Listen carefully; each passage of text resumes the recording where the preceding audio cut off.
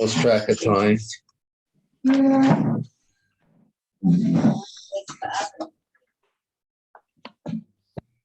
Okay. Rabbi. Okay, Rabbi, you say sorry. All right, 865. All right, so he was describing here the psukim in Koheles Mishlei, where Shlomo Melech describes the Yetzer Hara as a strong king and the Yetzer Tov as this poor but wise king, and That seems he fair. says that the way the Yetzer Tov overcomes the Yetzer Hara is that he kamat min ha'emes yinatzeh habe min ha'sheker kasher hamat min ha'or doich habe min ha'choshen. A little truth pushes away a lot of darkness, a lot of lie, falsehood.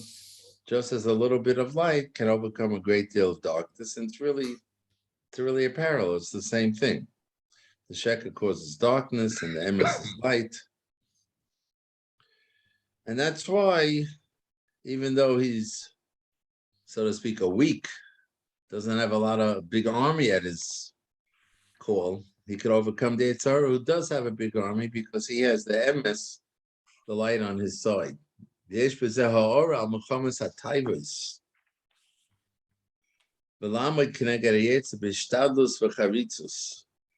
this, says the haLevavos of this town, this marshal, we could gain insight on how to fight the battle against the taivas, the lust and desires of life.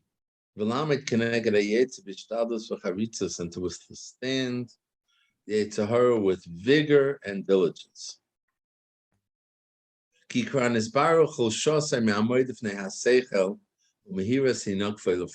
we've already clarified how weak the Yetzer Hara is to withstand the seichel. The Yetzer Hara tries to work around the seichel, but the seichel has that power to overcome, because the seichel is where the truth is. And how quickly the Yetzer Hara can yield to the intellect. The power of the intellect lies in its ability to reveal the falsehood, all the falsehoods of the Yetzer Hara. The Yetzer Hara exaggerates the emotional attraction of forbidden behavior.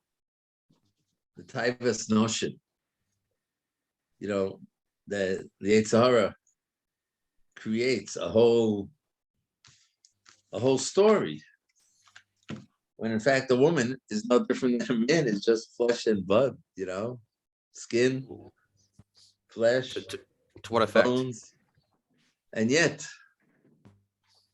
the Yetzer Hara has the power to create a whole image, the whole Hollywood, the whole Dimion, and that's all the sheker. Well, there's nothing The Yetzer Hara sheker about that. exaggerates the emotional attraction of forbidden behavior by making it look more interesting and appealing than really it is. And so with a little bit of intelligence, a person can readily overcome the Yetzer Hara. That's what the haLevavos is saying here. That's our koyach, to beat the Yetzer Hara.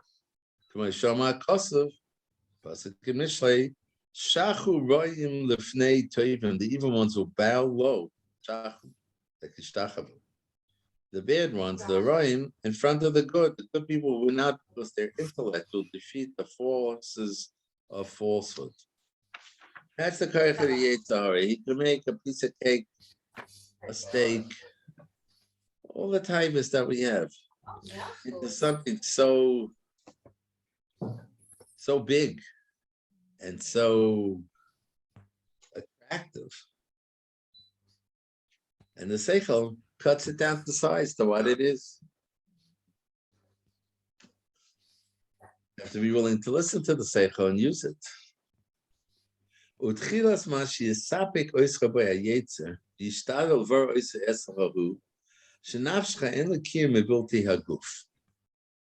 it says over here, 5.2, the 10 challenges.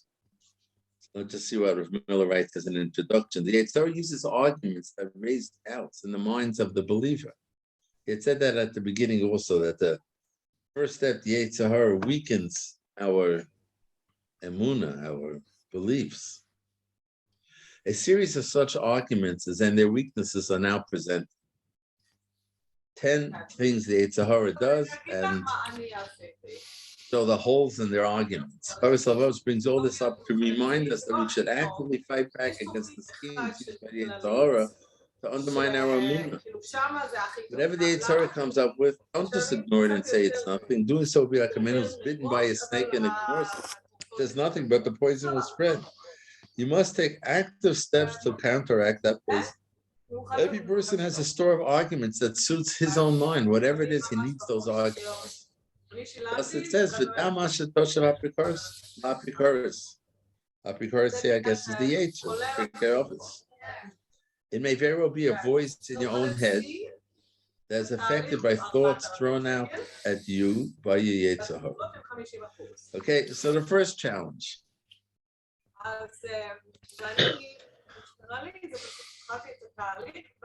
In the background noise.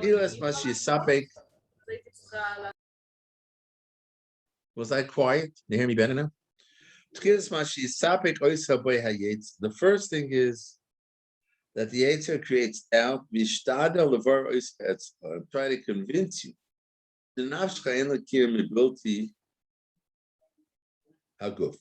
Your soul cannot survive without your body. And that it perishes when your body perishes. Has no existence after death. The Yetzer challenges the whole idea of eternity, of Olam Haba, of Schar Ha'Einish and Olam Haba. Because when you die, it's over. You know what's that line? It's Pasuk in Koheles, actually. He's bringing it up right here. Every season, turn. What's that? I'm going to quote it soon. Yet behold, there is joy and gladness, slaying of cattle and slaughtering of sheep. Ochel basa, eat meat, v'shasa yayin, and drink wine, saying, Ochel v'shasa, let's eat and drink, but tomorrow we die. It's a pasuk in Chayo, sorry, not Koheles. Right? Enjoy this world because that's what you got. That's the Yetzer tries to convince you. Enjoy this world.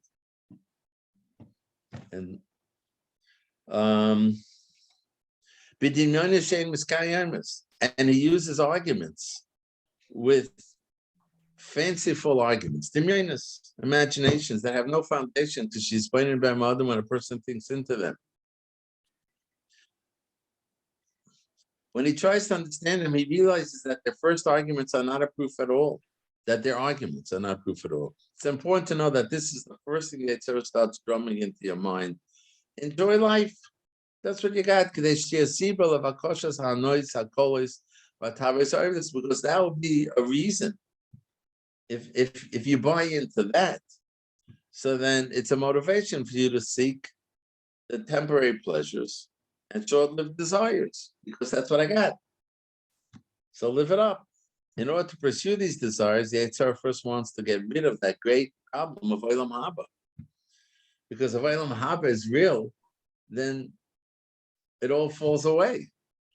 You can't tell the guy enjoy this world because, there's an Olam Haba. That's why in this first principle that it attacks,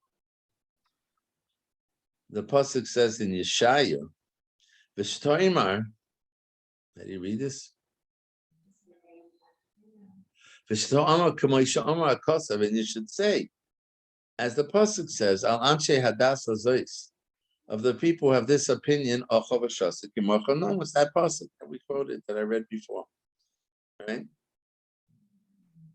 Or as Esav said, in other words, Esav said it. Look, I'm going to die, so what use to me is the birthright. Same idea. Why don't we do it the Bechira? It's meaningless. Well, I mean, that's why I'm so. What? That's a whole lot. That's a whole other argument. I mean, it's true. Like, what would have Esav done if he was dead? Because he would have starved to death without lentils. That's a whole other thing. No one says he was starving to death. That's what it says. Be fair in the pasuk. He said, He I believe he says on the brink of death. Yes, he thinks he's on the brink of death. So And where does it say that?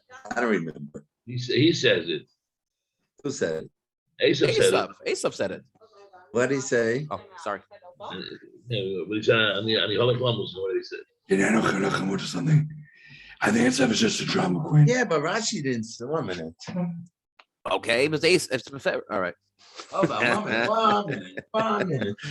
We're bringing out the other books, guys. Listen, I know Gracious was a long time ago. Chapter and verse. Let's see. Alatani na something. All right. Okay, where are we? He said, please. Yeah. He's a nice guy. Shtabach.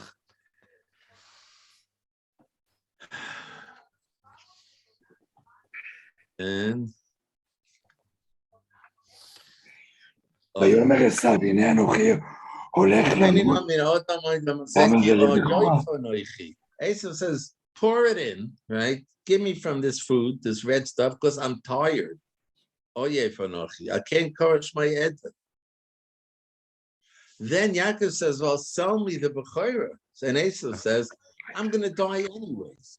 He didn't say that because he didn't have the food. The food he said, I'm hungry. He's saying, no, I have no use for the Bechorah because, after 120, I'm dead. The Bechorah is Olam Haba. It's Olam Haza. It's not an Olam Haba concept. It's about Yerusha. One minute. First of all, the Bechorah is an Olam Haba concept because you're serving Hashem, right? It's not an Olam Haba concept. It's eat and drink because tomorrow you die. Now, No, besides that, Rashi says, what did he mean when he said haLevavos? Right? He said to Yaakov, what is this Bechorah that we're talking about? There's all kind of laws. You could be. It's a bit of a stretch. It's a bit of a stretch. But the concept of what does Bechorah rights do is get double portion or double Yerusha, whatever it happens to be. And if he's dead, what that is? No. What's the Bechorah actually doing Olam Hava? The Bechorahs were the ones who did Avodah. They were the Koyanim. That's what we were talking about. We weren't talking about getting double. They weren't talking about getting double. If he's dead, it doesn't matter. So if it's an issue of Pekuach Nefesh, we would suggest you have to give up everything Pekuach Nefesh. Again, you're not reading the pasuk, right? I'm sorry. It's not Pekuach Nefesh. He can't give me food ki oyev anochi because I'm hungry. I'm tired. When Yaakov said, "Sell me the Bechorah," so Esav said, "I have no need for the Bechorah, not because now I'm going to die if you don't feed me, because I'm a human and I'm going to die." Or as Rashi explained, because the Bechorah is something that if you don't do it right, you chayiv misa. He wasn't talking, I'm going to die now because you didn't give me food. Give me food. There's no ramifications of Bechorah. There's no chayiv misa. There's no mikdash or mishkan. So what's the difference?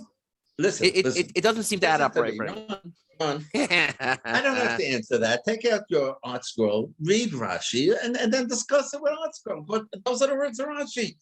Esav is the mativa shavoidazu, and again, the Bechorah is an avoid this Bechorah, so not talking about getting the double portion.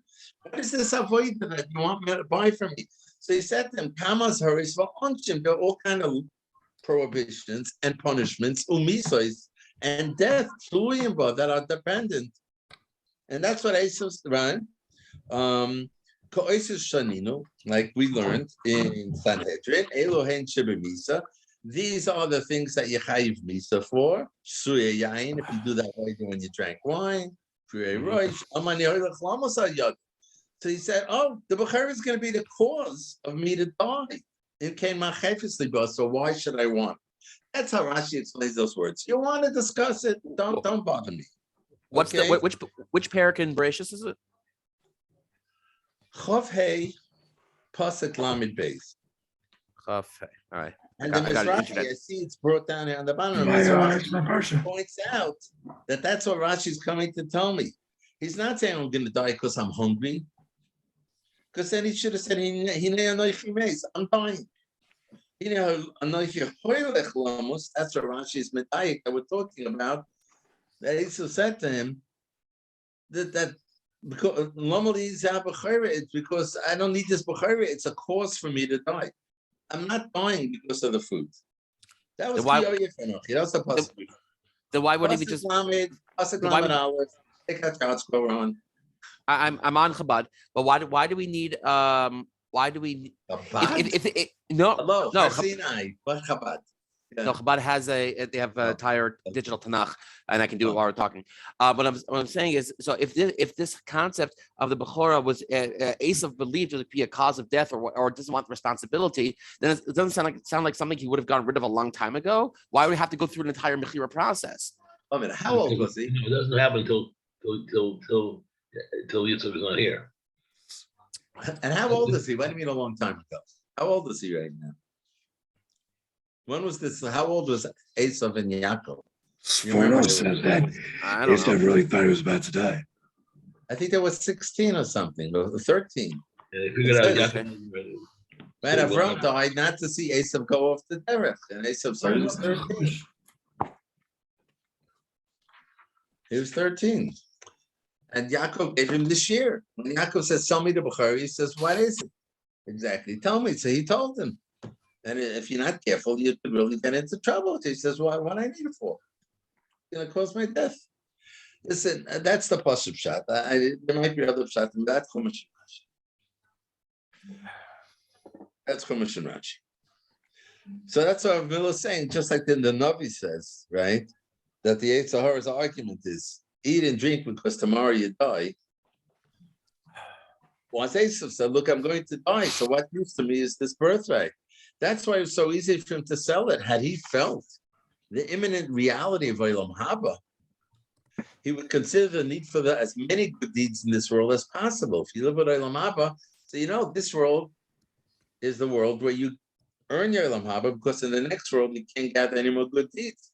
And he would never give up the Bechorah, because the Bechorah was an opportunity. But he gave no thought to Olam Haba, since he was in a state of depression at that moment. He easily yielded to the Yetzer Hara. He sold his birthright with the idea that he would be going to die anyhow.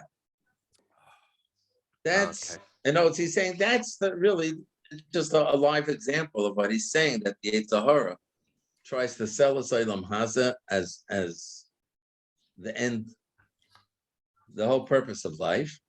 Therefore, if he convinces us, if we get involved, if we forget, and look, so many of us believers, and I say us, I mean me, right? Believers in Olam Haba, and believers in Torah and mitzvahs and everything. How much of my decisions are made for Olam Haba? How many of my acts during the day are Olam Haba oriented, not Olam Haza oriented? And how many times do I eat just for enjoyment? I'm not doing it to be healthy and not to serve Hashem. Right? So many of the actions I do during the day is because I do buy into Olam Haza to some extent. And as much as I buy into Olam Haza, so I can allow myself all kind of allowances that are not acceptable according to Torah and mitzvahs. I can live my life. And there are people, believing Jews, Shomer Torah mitzvahs, right? They spend immense amount of their life, their time, their efforts to better their Olam Haza situation. And they only have a little time. Yeah, they'll go to shul 3 times a day, but the main day is in business, and it's not so that you give tons and tons of tickets. So they can have a nicer house and a nicer car and a nicer neighborhood and take vacations. All these things, they spend a good part of the day with, somewhere involved in Olam Haza. That's a purpose. Okay, let's see what he says. Okay, that's but if you consult your intellect, you'll push away this idea using the arguments mentioned by the wise men of old, the words of the prophets. The nevuahs, all the nevuahs that talk about that there is another way. Let us seek to understand, says Rav Miller, the strategy of the Yetzer Hara. It doesn't attempt to attack the person's emunah in Hashem. That's too much to start with. The Yetzer Hara wouldn't attempt to make a person a disbeliever. After all, the person believes Hashem made the world, the Torah is true. However, the Yetzer Hara might claim that there's nothing in the Torah about the world to come. Right? That's Chazal find the hints and find the references to it. But if we'll take an ArtScroll translation, like we'll say, it's not explicit. But a more careful reading shows that the Torah is constantly speaking about the world to come. The Torah states that when Avram died, he was brought to his people. Now, Avram wasn't buried with his forefathers. His father Terach died in Haran, which is in Syria. That's interesting. Avram was the first one to be buried together with his wife in Marsah Machpelah. So what does it mean? Vayeyosef el Amos. That he was gathered to his people. It doesn't mean his parents, because he wasn't buried. So why does it say he was brought into his people? Clearly, it's referring to the afterlife. A similar expression is used in regard to the death of Aaron HaKohen. But Aaron was buried alone in Har HaHar. He wasn't buried with anyone else. So again, when it says this type of expression, obviously is referring to Olam Haba. In regard to the death of Moshe Rabbeinu, it says, "Shoichem avosecha," you'll lie with your forefathers. But Moshe Rabbeinu was buried alone on another mountain, not with anyone else, on Har Nevo. In speaking about the Jewish people, Bilam says, "Tomis nafshi mois yesharim, usiach risi kamoyim, may my soul die the death of the upright, and may my end be like his." What does he mean? He wants to be buried in a Jewish cemetery? Is that what Bilam meant? My end should be like the Yesharim, that should be buried in Jewish. No, he was asking for that. No, he wasn't asking for that. He was asking for what comes after death. He wants to have a future in Olam Haba. There are many such psukim. And there's no question that the Torah is clearly indicating Olam Haba. But the Yetzer Hara here could find a wedge, because you got to think. You got to look at these psukim with the seichel, otherwise it doesn't say. So he says, so why, if Olam Haba is so important, why isn't it spoken about more openly? The Jewish people have always been reluctant to mention Olam Haba too openly, because Olam Haba involves the revealed presence of Hashem, and that is something that the Torah doesn't explore in depth. It talks constantly about Hashem, but what is Hashem? It talks about Hashem, but what is Hashem? And Olam Haba, the Neshama will join Hashem, and that's something impossible for people to explain in this world. And that's why even Moshe Rabbeinu was not allowed to see Olam Haba, although he's fully aware of the great happiness and ecstasy of being united again with Hashem. So this is an area which Yetzer Hara tries to weaken us. He says wouldn't that be a reason to speak about it more, if that's the goal? No, but it's something we can't comprehend it. But you understand there's a concept of your accountability of actions, even if we're not talking about the refusing of souls with God or something, whatever. So there is this point. The Torah does talk about accountability of actions all over the place. In Olam Haba, but that's an Olam Hazeh type of concept that's being presented. Not only Olam Hazeh, because you have chorus, which is cut off from the next world, dying from young. Man, I'm saying again, that's what he's saying. If you read the Torah with the seichel, you'll find much of the Torah is referring to Olam Haba. If you read it just Google translation, so you're not going to see it, and that's why the Yetzer Hara finds here a place that he could, push it out of your mind. He could push it out of your mind and talk Olam Hazeh words. Fully recognizing this, so that says, so this is an area which Yetzer Hara tries to weaken us. It's an area in which Yetzer Hara sees an opportunity. Fully recognizing this, in practice, we discourage contact between the living and the dead. The body of a dead person is considered one of the most unclean things there is. Unclean means tummy. The answer is that Hashem wants us to avoid contact with the dead. Because looking at the dead body, says, this is Rav Miller, one can easily get misled into thinking that's then you look at a dead body, it looks like it's over. That's what I see. The dead body is so lifeless that it represents a visible argument against the continued existence of the soul. Now, of course, we say Kaddish because we say, no, the dead body doesn't represent the end, right? And we're saying Kaddish for the soul, which is the real person. So Hashem wants us to get it out of sight. That's why we have to bury it that day as soon as possible. The Gemara says the odor of a dead body is one of the worst odors in the world. Hashem wants us to get rid of the dead body. That's because the dead body is something that discourages belief in Olam Haba. Wow. That's why a client, because it looks like it's dead, and it looks like it's over. You see the body, it's over. No, I understand I understand what you're saying, but that's I've never even considered looking at it in that particular direction. Like, why would that be? Because it isolated. You look at this in isolation. It doesn't. We would have to understand the concept of what death is, and we would learn through what death is by learning Torah and then coming to the conclusion you're coming up with. That's right. That's right. You're right, because that's the truth. What you're saying. But if I'm not living with the truth, and again, use it as Google Translate. So I see a dead body, and it's the Sahara could use this. This is person looking at it from the outside sees that it's over. It's over. The guy had a nice life. Shalom. You're describing atheism. You're basically describing atheism, that there's no. Sahara is trying to convince us again. The Sahara is trying to convince us that this is the world. This is where the life is. So Ramil is saying this is his parish. The haLevavos didn't say this. This is his parish. That all these halachas about a dead body is the Torah appreciating,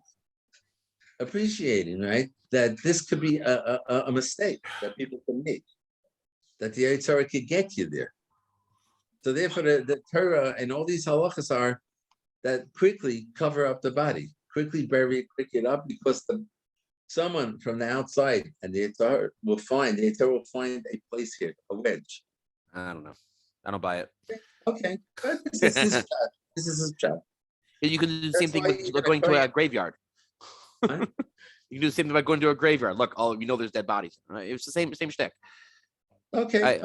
Listen, you don't have to accept it. You don't have to accept this. No, I'm saying this is an explanation of Rav Miller into these different halachas.